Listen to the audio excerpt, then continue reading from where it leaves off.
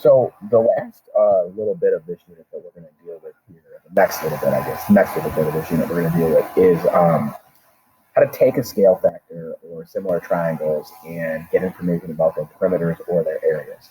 This is a common question that gets tossed into assessments, usually in the middle someplace when you're not really looking for it because two different things happen. So if I have a scale factor and I'm looking for the perimeter ratio, all right, so I'm looking for perimeters, I just set the scale factor equal to the perimeters. All right, so this is going to be the scale factor. These are the perimeters right here.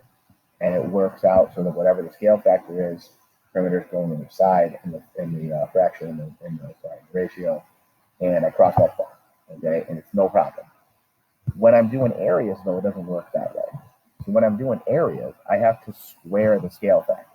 So if I have a scale factor, I would have, whoops, let me make that so it's clear. I would have to square the scale factor. So this is the scale factor in here. And then that would be equal to the ratio of the areas.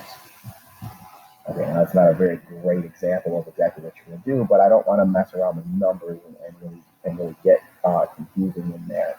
I've got to make sure I match the sides up with the highlighting if we've been doing everything else. This looks exactly the same in terms of you're going to cross multiply and then solve for the missing, whatever's missing, if it's X got to plug it back in, whatever the situation is there. But the big thing is, and I should say this right here, that when you are finding the perimeter ratio, whatever the scale factor is, they're the same, set them equal.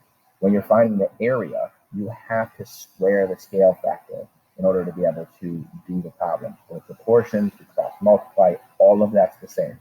But we have to remember that we have to be careful. Perimeter, use the scale factor, no big deal. Area, we've got to square the scale factor before we can set our proportion up.